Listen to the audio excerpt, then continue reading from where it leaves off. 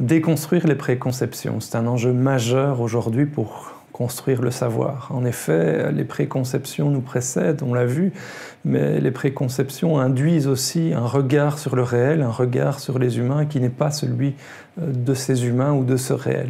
Il s'agit donc de les déconstruire. Les préconceptions, sinon, induisent des modifications de comportement quand on travaille sur des humains ou sur des animaux, par exemple. Ils ne seront pas tout à fait comme ils sont en milieu naturel. Ça va générer aussi ce que l'anthropologue appelle l'encliquage. L'encliquage, ça veut dire qu'on va privilégier un groupe particulier au détriment d'autres, ou on pourrait dire en sciences naturelles une hypothèse ou un regard particulier au détriment d'autres, à partir de ces préconceptions. Et là aussi, ça biaise le regard qu'on a sur le monde. Cela entraîne un monopole des sources. Cela signifie qu'au fond, on va privilégier certaines sources, certains types de données, certains types d'informations au détriment d'autres, et entraîne dès lors une difficulté majeure en termes de représentation ou, si on travaille statistiquement, de représentativité. Bref, à côté de la subjectivité du chercheur, toute une série de biais, toute une série de problèmes sont entraînés par ces préconceptions.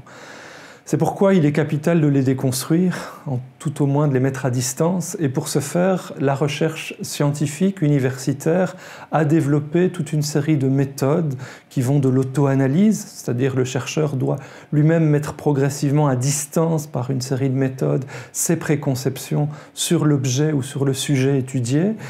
Il doit aussi, tout au long de la recherche, tout au long du travail de construction du savoir, par un carnet de terrain, un carnet d'enquête, un carnet de laboratoire, par des réunions qui peuvent être des réunions d'équipe, d'intervision, où on partage le regard qu'on a sur la recherche de savoir en cours, sur du coaching, par également toute une série de relations avec des maîtres ou avec des spécialistes qui permettent cette mise à distance, et enfin, également, par le fait de petit à petit lire la littérature en profondeur sur le sujet qu'on étudie et donc se déconstruire sa propre compréhension des choses par le regard que d'autres ont eu sur ce même objet. Avec toutes ces méthodologies, nous arrivons petit à petit non pas à mettre à l'écart totalement ces préconceptions, mais au moins en avoir conscience, et le fait d'en avoir conscience permet alors d'avoir un regard plus juste sur le réel.